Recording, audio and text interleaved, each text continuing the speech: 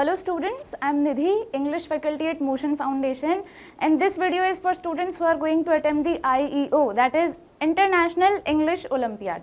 Okay, तो जैसा कि मैंने पिछले वीडियोस में आपको बताया है, इंटरनेशनल इंग्लिश ओलंपियाड में 4 सेक्शंस आते हैं. ठीक है, 4 सेक्शंस की अलग अलग वीडियोस मैंने आप लोगों को प्रोवाइड की है, जिसमें कि आपको पता चलेगा कि हर सेक्शन में किस तरीके के क्वेश्चंस आते हैं. ठीक है, सैम्पल क्वेश्चंस मैंने बताए हैं आपको, जैसे कि इससे पहले हमने किए हैं वर्ड एंड स्ट्रक्चर नॉलेज के क्वेश्चंस, फिर किए हमने रीडिंग सेक्शन के questions, those are unseen passages. ठीक है, और आज की वीडियो में हम करेंगे रिटन एंड स्पोकन एक्सप्रेशंस. ठीक है, रिटन एंड स्पोकन एक्सप्रेशंस. ठीक है, अब ये क्या होता है रिटन एंड स्पोकन, स्पोकन या रिटन, कि आप लोगों को एक्सप्रेशन समझ में आता है नहीं आता, ये वो स्टूडेंट्स कर पाएंगे इन क्वेश्चंस को ईजिली, जिन्हें कि बेसिकली इंग्लिश बोलने की कहीं ना कहीं थोड़ी आदत है. ठीक है, those who are habitual to speaking English can solve these questions very easily, क्योंकि इसमें क्वेश्चंस किस तरीके के बनते हैं, कॉन्वर्सेशन बेस्ड होते हैं काफ़ी बार.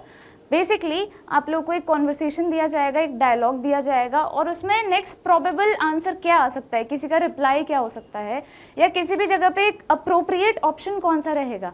इस सेक्शन में क्या होता है बच्चों कि ऐसे बहुत से आंसर्स होंगे, मोर देन 1 ऑप्शंस होंगे जो कि करेक्ट हो सकते हैं. ठीक है, ग्रामेटिकली करेक्ट हो सकते हैं, लेकिन एक ही ऑप्शन ऐसा होगा जो कि उस सिचुएशन में सबसे अच्छे से फिट हो रहा होगा.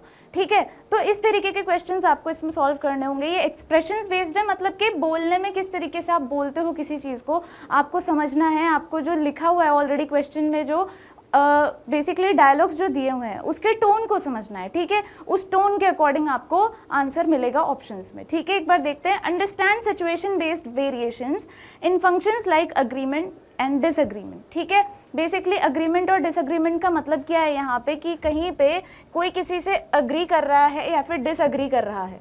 ठीक है, डिसएग्री कर रहा है, आप लोगों को जो दिया हुआ डायलॉग है उसमें किस तरीके का टोन आपको समझ आ रहा है. Requesting and refusing, apologies and स्टेटिंग of preferences and expression of intent.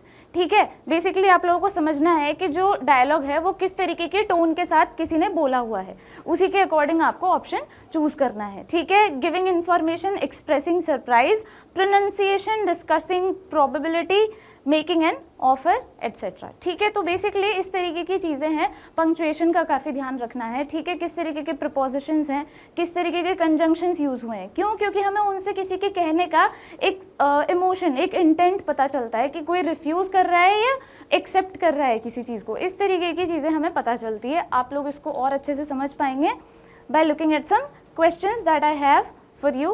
Let's look at these questions. First question है, choose the best answer from the options given below. ठीक है, हमें देखना है कि कौन सा आंसर सबसे सही बैठेगा. Oh no, I have lost my keys. ठीक है, I have again lost my keys. ठीक है, तो अब कोई कह रहा है कि ओ नो, मैंने फिर से अपनी कीज़ जो है वो खो दी है. ठीक है, अब उसके बाद किसी का रिप्लाई, सबसे प्रोबेबल रिप्लाई, सबसे अप्रोप्रिएट रिप्लाई क्या होगा. How, where did you leave them. ठीक है, बी है how forgetful you are, I pity for your short memory, या फिर वाओ यू आर अमेजिंग. ठीक है, आप लोगों को देख के समझ आ रहा होगा, थोड़ा सा इजी लेवल का क्वेश्चन है. ऑफ कोर्स इनमें से एक ही रिस्पॉन्स ऐसा है जो कि इस पर्टिकुलर जगह पे फिट है. ठीक है, जैसे कि that is A, how where did you leave them, क्योंकि this is the only option that is fitting in the blank. Right, क्यों? क्योंकि अगर किसी ने अपनी कीज खो दी है तो हम रिप्लाई में क्या कहेंगे, कैसे हुआ और कहाँ देखी थी तुमने, या कहाँ पिछली बार कहाँ छोड़ दी थी वो, where did you leave them. How forgetful you are. ठीक है, हम अगर किसी ने अपनी कीज़ खो दी है तो ऐसे तो नहीं बोलेंगे कि तुम भी कितने भुलक्कड़ हो या क्या. ठीक है, अब देखा जाए, आप सोच सकते हैं कि ये भी सही है, ग्रामेटिकली तो देखा जाए तो गलत तो कोई सा भी नहीं है, लेकिन it depends what is the most appropriate. ठीक है, उसके अकॉर्डिंग ही आपको चूज करना है. So A is the correct answer of this question. ठीक है, नेक्स्ट क्वेश्चन देखते हैं. Choose the best answer from the options given below. ठीक है, स्टेटमेंट है, excuse me, I think I am lost, can you tell me the way to hotel oasis. ठीक है, अब कोई है जिसको कि बेसिकली अपना वे लॉस कर गया है, वो रास्ता भूल गया है. ठीक है, तो ऑफ कोर्स अगर हम किसी स्ट्रेंजर से हेल्प मांगते हैं, ठीक है, क्या कह रहे हैं, excuse me, I think I am lost. ठीक है, शायद मैं गुम गया हूँ यहाँ पे, अपना रास्ता भूल गया हूँ, can you tell me the way to the hotel oasis. ठीक है, रिप्लाईज देखते हैं क्या क्या है. I love that place. क्या आई लव दैट प्लेस हो सकता है इसका reply.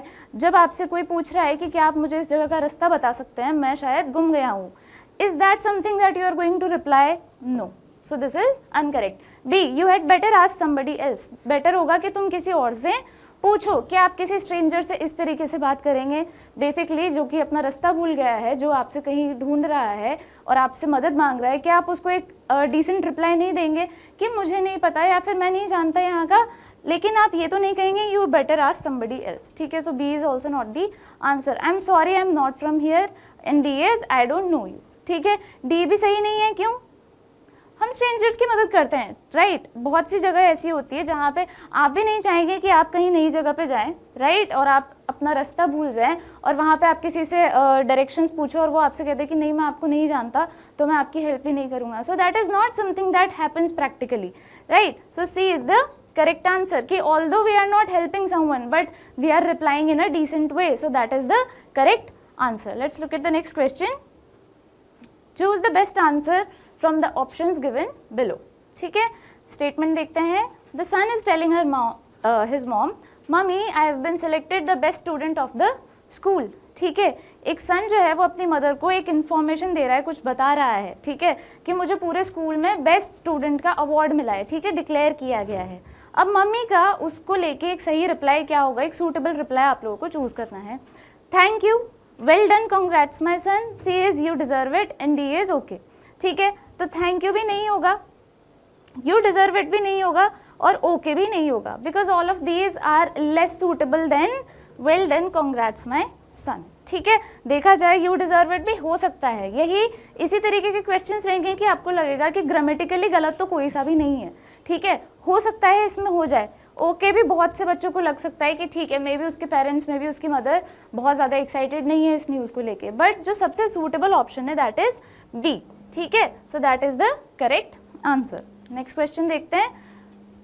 Choose the best answer from the options given below. Ishu says what are you upset about, ठीक है, what are you upset about. Ashu, about the things you said, ठीक है, कि किस बारे में अपसेट हो, about the things you said.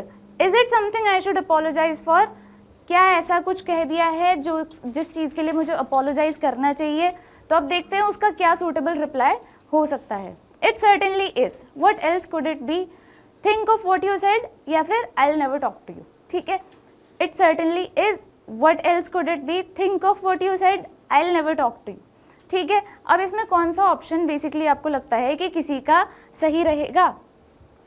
इस तरीके के आर्ग्यूमेंट में हम कह सकते हैं कि कोई किसी को रिप्लाई करेगा कि तुम ही सोचो कि तुमने क्या कहा है, ठीक है। इट सर्टेनली इस भी नहीं होगा, क्यों, क्योंकि अपोलोजाइज करना है तो कोई नहीं बोलेगा कि हाँ करो, सिंपल ऐसे सीधे से नहीं बोलते हैं। What else could it be, ये भी सबसे सूटेबल नहीं है। I will never talk to you भी सबसे अप्रोप्रिएट नहीं है बच्चों। देखा जाए तो ये ग्रामेटिकली सबके सब सही हो सकते हैं, लेकिन हमें सिचुएशन के अकॉर्डिंग जो सबसे अप्रोप्रिएट है उसे चूज करना है, ठीक है। नेक्स्ट क्वेश्चन देखते हैं। You want to appreciate some lady for her beauty. How would you express your feelings to your friend? ठीक है, बेसिकली आप लोगों को कहीं पे कोई लेडी दिख रही है who is very beautiful, ठीक है, आप लोगों को उसकी ब्यूटी को अप्रिशिएट करते हुए अपने फ्रेंड को एक रिमार्क करना है। बेसिकली क्या सबसे अप्रोप्रिएट है यहाँ पे। She is proud of her beauty, B is she is really pretty, isn't she, C is she has beauty but what about brain, and the D is she should take care of her looks, ठीक है। अब all of these are talking about her looks, but which one is a simple remark that is appreciating somebody's beauty or somebody's look? That is B, where he is saying she is really pretty, isn't she? That's all, ठीक है। She is proud of her beauty, that is assuming something. She has beauty, but what about brain? अगर हम appreciate कर रहे हैं तो हम ऐसा कुछ negative तो नहीं बोलेंगे। She should take care of her looks भी नहीं बोलेंगे। So B is the correct answer. 6th question देखते हैं। You are paying for your lunch at a restaurant. The waiter gives you a bill for 960 rupees. You will say, ठीक है, waiter आपके लिए bill लेके आया, आप किसी रेस्टोरेंट में है, ये सिचुएशनल क्वेश्चन है। यूजुअली किस तरीके के रिप्लाईज हो सकते हैं इन चीज़ों को लेके। Let's look at the options. A is here you are giving 1000 rupees, keep the change, ठीक है, क्या ये एक सही रिप्लाई हो सकता है? बिल्कुल हो सकता है। B is I always give a tip to a good waiter, क्या आप किसी से बोलेंगे ऐसा कोई वेटर आपके पास बिल लेके आएगा, आप उसको पे नहीं करो, बस आप उसको सीधे बोलो कि हाँ मैं एक अच्छे वेटर को हमेशा टिप देता हूँ। That is not something practical, right. ये बेसिकली उस तरीके का एक्सप्रेशन है कि अगर आपने इस तरीके की सिचुएशन में इंटरेक्ट किया है तो आप लोगों को पता होगा कि क्या इसका आंसर होना चाहिए। C is I never expected that the amount would come to this. देखा जाए बहुत बार ऐसा हो सकता है कि आप किसी रेस्टोरेंट में गए हैं और वहाँ पे जो बिल आया है आपने सोचा नहीं था कि इतना ज़्यादा बिल आ जाएगा, but that is not something that we express to the waiter, right? We don't disclose our feelings like that to the waiter. And D is take it and leave. क्या हम ऐसा कहेंगे कि लो ये और जाओ? ऐसा भी नहीं कहते। So the most probable answer in this question is a. ठीक है, हम मोस्ट कॉमनली जो आंसर होगा वो यही होगा कि ये लो 1000 रुपीज देते हुए and keep the change, right? That is the most polite and the most appropriate answer. Okay, let's look at the next question.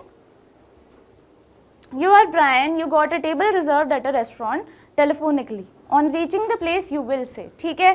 So basically you are Brian और तुमने एक टेबल रिजर्व की है एक रेस्टोरेंट में telephonically, ठीक है, telephone पे।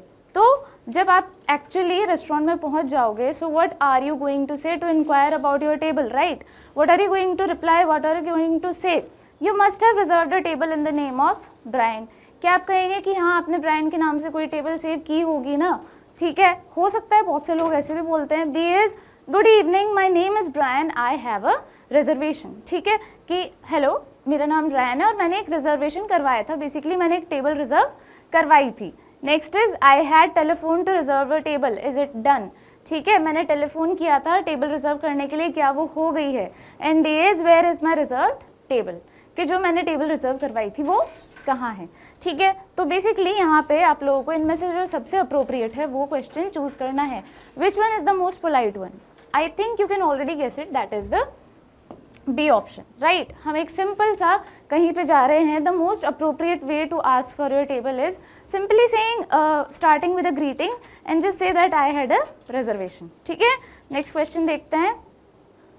Choose the best answer from the options given below. Excuse me, I think I'm lost in this crowded market. Could you tell me the way to the nearest metro station? ठीक है, person ए ने पूछा है B से कि मैं यहाँ पे क्राउडेड मार्केट में गुम गया हूँ, मुझे मेट्रो स्टेशन तक का रास्ता आप बता सकते हैं क्या? B replies I can show you, I am going that way, कि मैं आपको बता सकता हूँ रास्ता ऑफ कोर्स, क्योंकि मैं भी उधर ही जा रहा हूँ, मैं भी नियरेस्ट मेट्रो स्टेशन की तरफ ही जा रहा हूँ। तो इसके बाद ए का क्या रिप्लाई होना चाहिए? Let's look at the options. I am lucky to have met you, really that's very kind of you. C is but then hurry up, I am getting late for an appointment, and D is both A and C. ठीक है, क्या हो सकता है? क्या ये कहेगा कि अरे वाह मैं तो बहुत लकी हूँ कि मैं आपसे मिल गया? हो सकता है कुछ लोग बहुत ही ज़्यादा एक्साइटेड हो, बोल सकते हैं ऐसा, really that's very kind of you, ये भी बिल्कुल सही है। बट देन हरी अप, क्या हम ऐसा कहेंगे कि नहीं नहीं बहुत जल्दी करो फिर अगर तुम्हें चलना है तो, क्योंकि मैं तो अपॉइंटमेंट के लिए लेट हो रहा हूँ? That is not what we are going to say when somebody is helping us, when someone is doing us a favour, right? तो इसीलिए इसका रिप्लाई क्या होगा? इसका सबसे सही ऑप्शन क्या होगा? बी। ठीक है, नेक्स्ट क्वेश्चन देखते हैं। सोना सेज हे माँ, I notice your tennis serve is much better than these days. ठीक है, कि तुम्हारा टेनिस सर्व जो है वो काफ़ी बेटर हो चुका है। ठीक है, वो टेनिस खेलती है तो उसका सर्व जो है वो काफ़ी अच्छा हो चुका है। हेमा क्या रिप्लाई कर रही है? ठीक है, उसको ब्लैंक छोड़ दिया है। सोना क्या कह रही है अब? Your efforts have not been wasted, there is a remarkable improvement in your game. ठीक है, तो आप लोगों को ये स्टेटमेंट नोट करना है बच्चों की, your efforts have not been wasted, मतलब कि हेमा ने कुछ ऐसा कहा है कि she was actually giving some efforts to this practice, तभी तो उसके लिए उसने कहा कि your efforts have not been wasted. ठीक है, there is a remarkable improvement in your game. So let's look at the options that provide the suitable answer. Yes, I think I finally mastered the technique though it took months of practice. ठीक है, बिल्कुल practice वाला effect यहाँ पे आ रहा है, हो सकता है ये बिल्कुल serving well is an art that can be mastered. ठीक है, सही हो सकता है, लेकिन क्या इस रिप्लाई के बाद सोना का रिप्लाई ये होता? नहीं। So B is not the correct answer. I saw a doctor because I was suffering from tennis elbow. ठीक है, बिल्कुल हो सकता है ये भी, लेकिन क्या इस स्टेटमेंट के बाद सोना का ये रिप्लाई नहीं होता? Right, so this is also not correct. In tennis one has to focus on one serving action. ठीक है, ये भी हमें वो रिप्लाई नहीं दे रहा है विच वुड प्रॉम्प्ट सोना टू से this. So the only option that is giving us a reasonable statement is A, right? Yes, I think I finally mastered the technique though it took months of practice. क्योंकि इसमें months of practice की बात की है, that is why Sona is saying your efforts have not been wasted. efforts की बात ही सिर्फ इसी statement में हो रही है बच्चों। तो ये रीजनिंग भी आप लोगों को देखनी है कि कौन से स्टेटमेंट में उसने ऐसी बात कही जिसके की बाद सोना का ये रिप्लाई आया। ठीक है, नेक्स्ट क्वेश्चन देखते हैं। Mala says, I was looking for a birthday present for my nephew but I didn't have much luck. Do you have any bright ideas? ठीक है, मैं अपने नेफ्यू के लिए एक बर्थडे प्रेजेंट ढूंढ रही थी। ठीक है, but I didn't have much luck, that means कि मुझे कुछ खास ऐसा मिला नहीं। ठीक है, do you have any bright ideas, क्या तुम्हारे पास कुछ आइडिया है मुझे क्या देना चाहिए। जूही ने क्या कहा, ठीक है, ये हमें ब्लैंक दे दिया है, हमें उसी को चूज़ करना है। अब हमें ये किससे क्लू मिलेगा कि उसके बाद माला का क्या रिप्लाई आया है। I did think about it but I felt I should take some trouble and choose something useful. ठीक है, कि मैंने ऐसा सोचा था लेकिन फिर मुझे लगा कि मुझे कुछ सोचना चाहिए। Take some trouble that means put some efforts into it, right? To do something about something. ठीक है, तो मुझे कुछ थोड़े एफर्ट्स करने चाहिए and choose something यूजफुल, ऐसा कुछ जो कि वो यूज़ कर सके। देखते हैं ये रिप्लाई उसका कौन से ऑप्शन के बाद आ सकता है। सम म्यूजिक में भी, क्या वो म्यूजिक गिफ्ट कर सकती है, नहीं। One need not buy a present for everyone, क्या ये भी हो सकता है कि ऐसा कोई कहे कि नहीं, ज़रूरी नहीं है कि तुम्हें सबके लिए प्रेजेंट लेना पड़े। ये भी कुछ सही रिप्लाई नहीं है, वो बात कर रही है कुछ यूजफुल की। ठीक है, you could just give him some money, तुम उसे पैसे दे सकती हो सकता है जूही ने कहा हो कि just give him some money, और फिर माला का रिप्लाई आया हो कि मुझे भी ऐसा लगा था कि हाँ ठीक है मैं भी मनी ले देती हूँ, लेकिन फिर मुझे लगा कि मुझे थोड़ा कुछ यूजफुल देना चाहिए। Then buying a present is something that only the young enjoy. ठीक है, कि ये प्रेजेंट खरीदना करना ऐसी चीज़ें हैं जो कि सिर्फ यंग लोगों को पसंद आती है। That is not something that she would say. ठीक है, you could just give him some money is the correct answer. Okay, next question देखते हैं। Sentence one is God wanted the people he had created to have a happy life. ठीक है, simple सा statement है कि God जो है उन्होंने जिन लोगों को बनाया है बेसिकली अर्थ पे, he put some humans, so he wanted them to be happy and have a good life. Sentence two क्या होगा और सेंटेंस थ्री क्या आ रहा है फिर, water air and sunlight were therefore given in abundance. ठीक है, तो ये जो स्टेटमेंट है यहाँ पे कुछ ऐसा है जिसके बाद आया है कि water air and sunlight were therefore given in abundance. Therefore से हमें पता चलेगा, क्लू मिलेगा कि क्या आना चाहिए। A option is that's why he decided to bless the earth with riches. ठीक है, बी है people had to live with water air and sun, earth could have them in abundance and therefore he created the earth. ठीक है, क्या हम ऐसा कह सकते हैं कि ये वाला डी ऑप्शन आएगा, नहीं, the earth was already created. ठीक है, उस पे ह्यूमंस थे, so D is not probable at all. ठीक है, earth could have them in abundance, क्या अगर हम यहाँ पे लिख देंगे earth could have them in abundance तो क्या उसके बाद ये सेंटेंस थ्री आएगा, नहीं, बिल्कुल नहीं। ठीक है, people had to live with water air and sun, that's why he decided to bless the earth with riches. ठीक है, इसमें से क्या हो सकता है basically, that's why he decided to bless the earth with riches. कौन से रिचेस दिए भगवान ने इस अर्थ को जिससे कि कुछ मिला, या फिर लोगों को किसके साथ रहना था, वाटर एयर एंड सनलाइट। ठीक है, people had to live with, अब ये अर्थ विद रिचेस सही हो सकता है बच्चों, but riches are not necessarily water air and sunlight, right. Riches कुछ और भी हो सकते हैं, बट हमें पता है कि ह्यूमंस को किन चीज़ों की रिक्वायरमेंट होती है, those are only mentioned in this one. ठीक है, so B is the correct answer. ठीक है, ए भी सही नहीं है। People had to live with water air and sun, water air and sunlight were therefore given in abundance, क्योंकि humans को इनकी सबसे ज़्यादा ज़रूरत थी, इसीलिए गॉड ने ये अबंडेंस में प्रोवाइड किए। अबंडेंस मतलब कि in a lot of quantity, in a big quantity. Okay, next question is sentence one is from ancient times Indians have worshipped plants and trees. ठीक है, बहुत पुराने टाइम से, एंशिएंट टाइम से Indians have worshipped plants and trees. उन्होंने कब से worship किया है, बहुत पुराने टाइम से प्लांट्स और ट्रीज को वर्शिप किया है, पूजा की है उन लोगों की। सेंटेंस टू क्या होना चाहिए, जिसके बाद आना चाहिए while modern man works to conquer nature ancient Indians worshipped her. अब ये वाइल से हमें पता चलेगा कि क्या आना चाहिए, क्योंकि वाइल हमें बेसिकली बता रहा है कि यहाँ पे जो स्टेटमेंट है that is in a way opposite. ठीक है, ऑपोजिट टू थर्ड। क्यों, क्योंकि यहाँ पे वाइल आ रहा है, वाइल हमें किसी तरीके का ऑपोजिंग मीनिंग वाला स्टेटमेंट देता है। देखते हैं अब क्या ऑप्शंस है। They regarded all flora and fauna as sacred, क्या वो फ्लोरा एंड फोना पता है हमें बच्चों, किसी भी जगह पे प्लांट्स और एनिमल्स जो होते हैं those are called flora and fauna, ठीक है, सीक्रेट मानते थे मतलब होली मानते थे उन्हें। These plants give us food and oxygen, they lend beauty to our surroundings, these plants sacrifice themselves to serve us, ठीक है। They lend beauty to our surrounding, क्या ऐसा हो सकता है? These plants give us food and oxygen and these plants sacrifice themselves to serve us, ठीक है। यहाँ पे बेटा A is the correct answer. Why? क्यों? क्योंकि हम एंशिएंट इंडियंस और मॉडर्न इंडियंस की बात कर रहे हैं, ठीक है, कि एंशिएंट ह्यूमंस क्या करते थे और मॉडर्न क्या कर रहे हैं, ठीक है, कि वो जितनी भी फ्लोरा एंड फौना थी उसको सेक्रेड मानते थे, while modern man often works to conquer nature, ठीक है। इसीलिए A is the correct answer. Although all of these statements are correct as well, these are grammatically correct as well, but the most appropriate option according to sentence 3 is A. All right, let's look at the next question. Teacher to student, I thought you had been doing your homework regularly, why are you still so irregular with your work? ठीक है, teacher एक student से कह रहा है, जो कि बहुत बार आप लोगों ने भी फेस किया होगा मोस्ट प्रोबेबली। देखते हैं क्या कह रहे हैं टीचर स्टूडेंट से। मुझे लगा था कि तुम अपना काम रेगुलरली कर रहे हो, ठीक है, होमवर्क रेगुलरली कर रहे हो, why are you so irregular with your work, लेकिन फिर भी क्या दिखा है कि he is still very irregular with his work. देखते हैं इसका क्या हो सकता है आगे।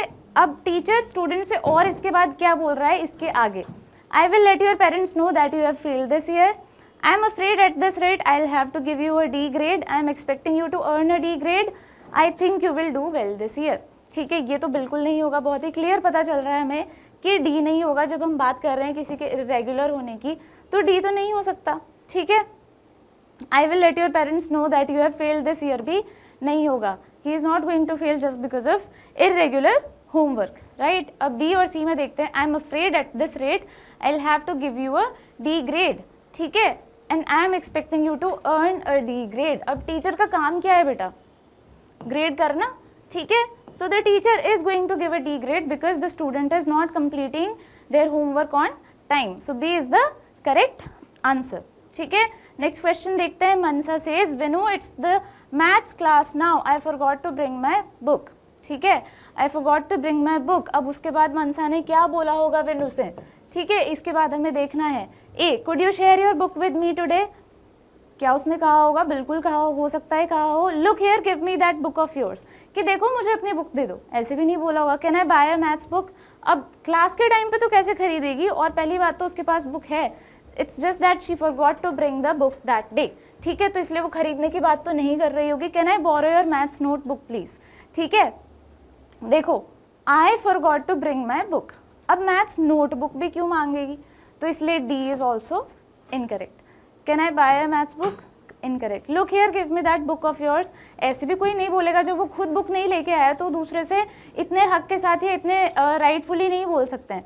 सो A is the correct answer, कि बहुत ही पोलाइटली उसने पूछा है कि क्या तुम अपनी बुक मेरे साथ शेयर कर सकती हो, ठीक है। So A is the correct answer. Let's look at the next question. Namrata says, hey come on let's go and have some ice cream before the test, कि चलो बेसिकली चलो आइसक्रीम खाते हैं टेस्ट के पहले, ठीक है।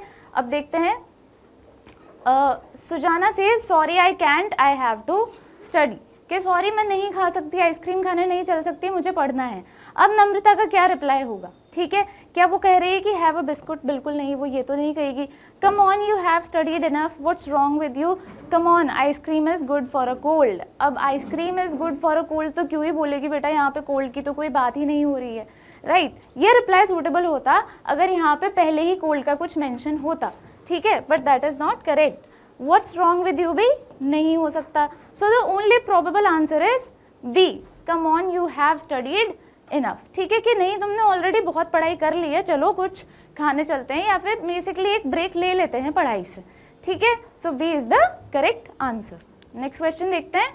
Kartik says, we are going trekking to the Narmada valley, please come, ठीक है, हम नर्मदा वैली में ट्रैकिंग के लिए जा रहे हैं, तुम भी चलो। निशा कहती है I wish I could come, ठीक है, उसके बाद ब्लैंक है। अब ये I wish I could come से ही हमें समझना है कि आगे क्या होगा। वो कह रही है कि आई विश मैं भी चल पाती, मे बी मतलब कि हमें समझ आ जाना चाहिए कि उसके आगे कुछ रीज़न ही आएगा कि वो क्यों नहीं जा सकती, ठीक है, the trip sounds fantastic and I am sure will be great fun, बिल्कुल सही हो सकता है, लेकिन क्या ये हमें इसका रीजन बता रहा है? नहीं बता रहा। So A is also not the answer. B देखते हैं, the Narmada is a river that must be seen, ये भी बिल्कुल सही बात है, लेकिन she is not giving the reason here, ठीक है, so this is also not the answer. But my grandparents will be visiting us and I have to be home, तो यहाँ पे हमें पता चल गया है कि ये बट के बाद हमें आंसर मिल रहा है। वो कह रही है कि काश मैं चल सकती तुम लोगों के साथ, काश मैं नर्मदा वैली जा पाती, लेकिन मेरे ग्रैंड पेरेंट्स आ रहे हैं मिलने और मुझे घर पे ठहरना होगा। So C is the correct answer. D को भी देख लेते हैं, it will be lovely to be with all of you for so many days. Of course ये इसका आंसर नहीं हो सकता, क्यों? क्योंकि हमें रीज़न चाहिए। उसने कहा है I wish I could come, लेकिन वो नहीं आ सकती, तो हमें उसका रीज़न जो पता चल रहा है वो सिर्फ और सिर्फ ऑप्शन सी में ही पता चल रहा है, ठीक है। नेक्स्ट क्वेश्चन देखते हैं। Santosh says we dash so that we don't miss the flight, ठीक है। अब ये बेटा ग्रामर वाले क्वेश्चंस भी आ सकते हैं इसमें, ज़रूरी नहीं है सारे डायलॉग वाले ही आएँ। आप लोगों का बेसिकली रिटन एक्सप्रेशन का मतलब कि हमें समझ आना चाहिए कि हम किस चीज़ के बारे में बात कर रहे हैं, ठीक है। We dash hurry so that we don't miss the flight, ठीक है। अब पहली बात तो इसमें कौन सा क्या यूज़ है, ये कौन सा उसका क्वेश्चन है? मॉडल्स का, ठीक है। मॉडल्स में से किसका? हैव टू पता है हमें किसके लिए यूज़ होता है? इट शोज़ कंपल्शन कि कोई चीज़ होनी ही चाहिए ताकि ऐसा ना हो, ठीक है। तो ये हैव टू के ही अलग अलग फॉर्म दिए हुए हैं आपको कि हमें जल्दी करना चाहिए ताकि हम लेट ना हो, ताकि हम फ्लाइट मिस ना करते हैं। मतलब क्या है? हमें जल्दी करना चाहिए, हरी अप करना चाहिए so that we don't miss the flight. We has to hurry आएगा या हैव टू हरी आएगा, वॉज हरीड या हरीइंग, ठीक है। पहली बात तो हमें पता चल रहा है कि एक तो ये सब्जेक्ट वर्ब का भी हो गया बेटा क्वेश्चन। सब्जेक्ट वर्ब का कैसे हो गया? कैसे? क्योंकि यहाँ पे हमें वी के अकॉर्डिंग यूज़ करना है, ठीक है। अगर यहाँ पे वी की जगह आपका ही या शी आ रहा होता तो हैज़ टू हरी आ जाता, लेकिन नहीं आ सकता। क्यों? क्योंकि we is plural first person pronoun, उसके साथ आपको हैव ही यूज़ करना है। और कंपल्शन वाला ऑप्शन भी बी से ही पता चल रहा है कि हमें जल्दी करना होगा ताकि हम लेट ना हो जाए, ताकि हम फ्लाइट मिस ना कर दें, ठीक है। So B is the correct answer. Next question देखते हैं। The teacher approved her project after she had dash it, यहाँ पे किस तरीके का फ्रेजल वर्ब आएगा? ये आपका है क्वेश्चन फ्रेजल वर्ब्स का, ठीक है। फ्रेजल वर्ब्स पढ़नी ज़रूरी है बेटा so that you know about different expressions, क्योंकि एक्सप्रेशंस के बारे में हमें ज़्यादातर फ्रेजल वर्ब से ही पता चलता है, ठीक है। देखते हैं ऑप्शंस क्या क्या हैं। Fine turned it, fine tuned it, tinkered with it या रिफाइनिंग इट, ठीक है। क्या किया उन्होंने? After she had fine tuned it, fine turned it, tinkered with it या रिफाइनिंग, ठीक है। टीचर ने अप्रूव कर दिया उसका प्रोजेक्ट जब उन्होंने उसे अच्छे से चेक कर लिया था, देख लिया था। तो इसमें से कौन सा ऐसा फ्रेजल वर्ब है जो कि हमें बता रहा है कि किसी चीज़ को थरली चेक कर लेना, ठीक है। टीचर किसी का प्रोजेक्ट ऐसे सुधारेगा तो नहीं, चेंजेस तो ज़्यादा नहीं करेगा, लेकिन अच्छे से देखेगा तो सही। So that is the B. Fine tune करना मतलब किसी चीज़ को बेसिकली उसके बेटरमेंट के लिए कुछ उसमें छोटे मोटे चेंजेस सजेस्ट करना, ठीक है, उसको अच्छे से चेक करना, ठीक है। रिफाइनिंग मतलब बेटर करना। टिंकर्ड विद मतलब उसके साथ कुछ उथल पुथल करना, गड़बड़ करना।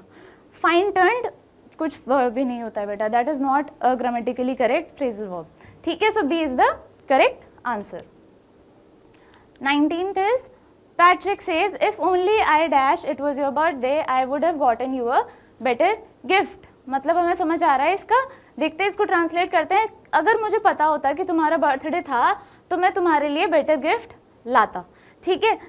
किस चीज़ से हमें इसका मीनिंग ये शो हो रहा है कि अगर मुझे पता होता, ठीक है। बेसिकली ये इस तरीके का कंडीशनल है।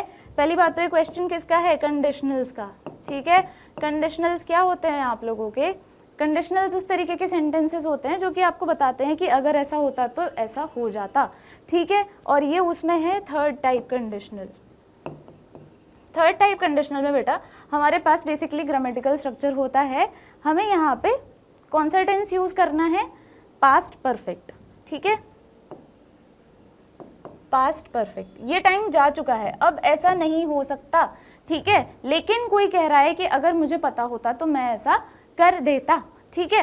तो यहाँ पे पास्ट परफेक्ट कौन से टेंस में पता चल रहा है? ऑब्वियसली हम ऑप्शंस देखेंगे तो हमें सी में नज़र आ रहा है कि पास्ट परफेक्ट टेंस यूज हो रखा है, that is had plus verb की थर्ड फॉर्म, ठीक है। सो C is the correct answer, ठीक है। नेक्स्ट क्वेश्चन देखते हैं। The new engineer has dash qualifications but only a few months experience, ठीक है। The new engineer has dash qualifications, उसके पास कितनी क्वालिफिकेशंस है, काफ़ी सारी क्वालिफिकेशंस है, लेकिन एक्सपीरियंस जो है वो कुछ महीनों का ही है, फ्यू मंथ्स का ही है। तो यहाँ पे कौन से फ्रेज से हमें पता चल रहा है कि जो उसके पास काफ़ी सारी जो क्वालिफिकेशंस है, has a plentiful qualifications, plenty qualifications, plenty of, a lot, then, ये किस चीज़ का बेटा किस तरीके का वो है, ये भी आपका एडजेक्टिव का है। बेसिकली आपको समझना है कि कितनी क्वालिफिकेशंस है उसके पास, काफ़ी सारी, ठीक है। सी इज़ द करेक्ट आंसर, कि उसके पास काफ़ी सारी क्वालिफिकेशंस हैं लेकिन उसके पास जो एक्सपीरियंस है वो कुछ महीनों का। ये ऑप्शन है ये क्वेश्चन है आप लोगों का फिक्स्ड प्रीपोजिशन के टॉपिक से। फिक्स्ड प्रीपोजिशंस क्या होते हैं कि प्रीपोजिशंस कुछ वर्ब्स, एडवर्ब्स, एडजेक्टिव्स के साथ फिक्स्ड होते हैं कि हमें किस वर्ब के साथ या किस एडवर्ब के साथ, किस एडजेक्टिव के साथ कौन सा प्रीपोजिशन यूज़ करना है, दैट इज़ फिक्स्ड, ठीक है। तो फिक्स्ड प्रीपोजिशन है कि प्लेंटी के साथ ऑफ ही आता है। प्लेंटी का मतलब है काफ़ी ज़्यादा, ठीक है, लेकिन प्लेंटी के साथ ऑफ आना पड़ेगा वरना वो सही नहीं होगा, ठीक है। सो C is the correct answer, ठीक है। That's it for this video. I hope these questions helped you in understanding what kind of questions are going to come up in this section. ठीक है, आप लोग इसी तरीके से अच्छे से तैयारी करते रहिए. I'll see you in the next video. Goodbye.